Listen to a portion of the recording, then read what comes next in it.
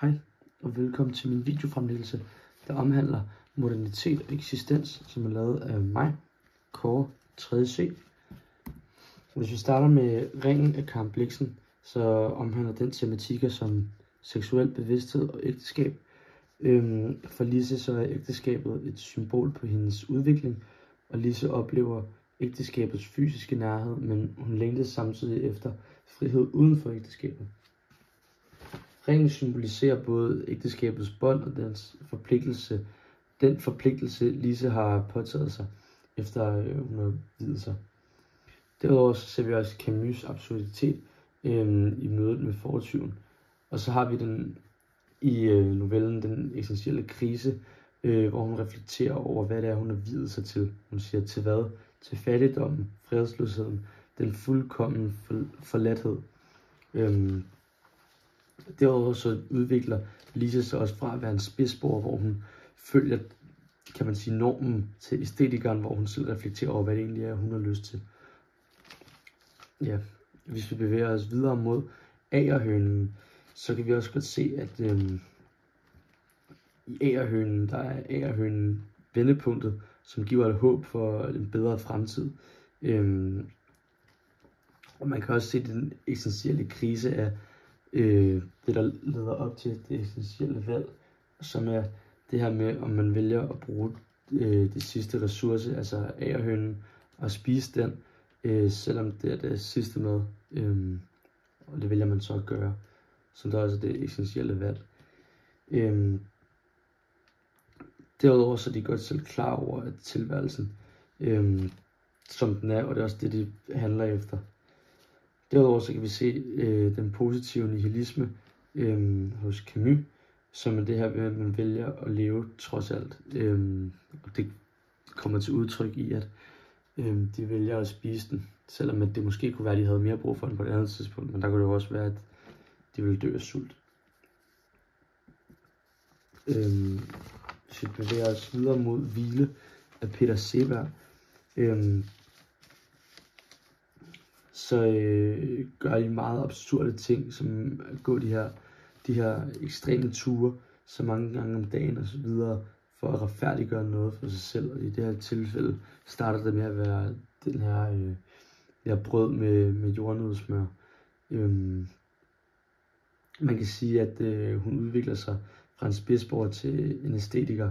Altså hun går baglæns nu, hun vil ikke tage hensyn længere.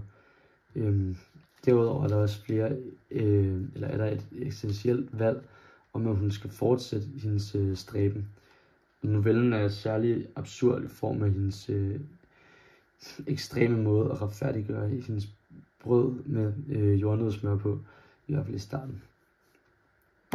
Og så uro i forstederne, hvor beboerne føler sig trygge i sin, beboerne de føler sig trygge i sin lille boble, kun bestående af tvillinger, indtil der er en fremmed, der ligesom flytter ind. Og her opleves racisme mod den fremmede, og ironi opstår også i form af at beboernes opførsel. Der er også en enorm absurde emne, der præsenteres på en hverdagsagtig måde her, som også er med til at underbygge det absurde. Beboerne er spidsborgere, som man kan sige, at de bor i det her spidsborger kollektiv spidsborgersamfund, hvor de alle har deres egne faste rutiner.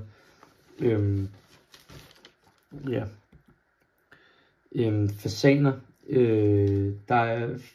Fasanerne, de symboliserer ifølge teksten i hvert fald et mangel på socialt samvær, selvom at det normalt egentlig er et symbol på rigdom og overflod. Den novelle her, den skildrer også det absurde og det meningsløse, ligesom de andre noveller, jeg har været igennem.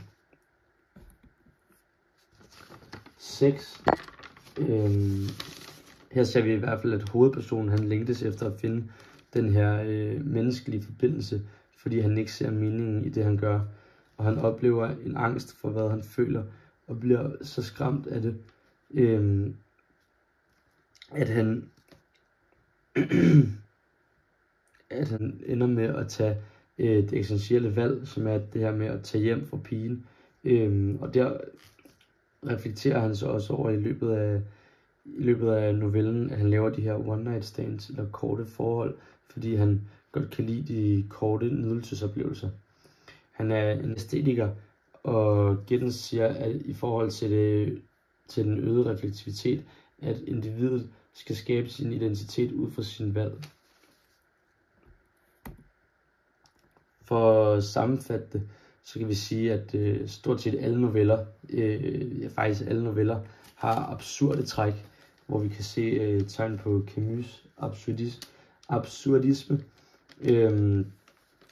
Og så er der en længsel, især i Agerhønen og Ringen, hvor vi ser den her længsel, og identitetskrisen, som vi især ser i hvert fald i Sex og Hvile.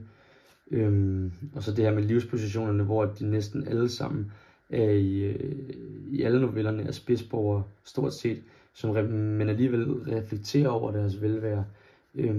Bortset fra i Sex, hvor det er en æstetiker, der hele tiden er klar over, hvilke handlinger og ting, han gør sig af. Og derudover så ser vi også næsten i alle den her eksistentialisme-modellen, hvor vi tydeligt kan se både krise, angst og så det eksistentielle valg.